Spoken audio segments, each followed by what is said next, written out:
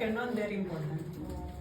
So, syempre, ngayon yung UE, yung game namin against UE, magandang prep din yun para sa amin for NU game. But syempre, iba pa rin yung magiging adjustment namin against NU game. Iba din yung nangyari kanina. So, technically, doon sa mga video watches namin, and then doon sa mga videos na ipoprovide namin, iba-iba pa rin yung magiging game plan. Iba-iba pa rin.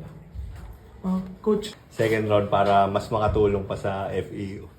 Ang mindset ko po ngayon is, ang pinaka-importante po kasi sa amin kasi middle blocker kami. So parang double time po talaga sa blockings.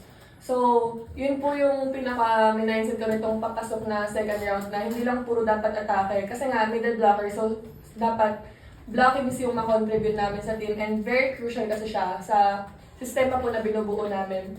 So, parang isa yun sa malaking factor na mindset ko na dapat hindi lang aggressive sa attack, sa pag-block din po. Happy po kasi madami po ako natututunan sa kanila every training, every game. And yun po, parang looking forward pa po na mas matuto pa po ako sa kanilang dalawa. Kasi yun nga po, sabi rin po ni Coach T sa aming dalawang setter na kami po yung magdadala ng buong team. So habang may time pa po, lagi po kami nagtutulungan ni Ate Team kung paano po yung gagawin. Every game, sinasabihan ko sila na may opportunity silang maglaro.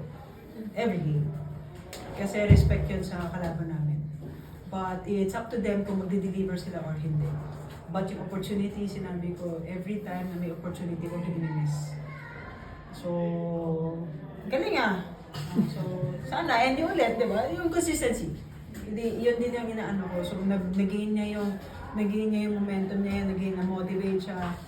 May confidence na kaya niya palang magdala ng team.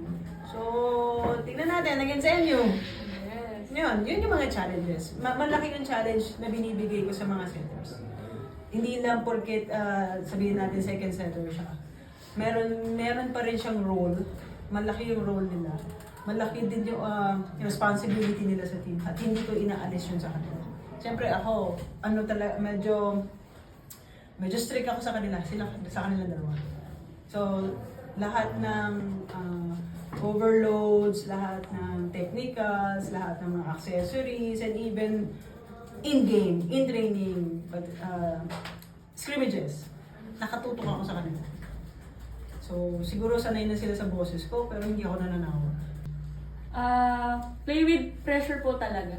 Kasi yung pressure parang nandyan lang talaga siya eh. Ito na yung gagawa ng paraan, paano mo siya ma-overcome.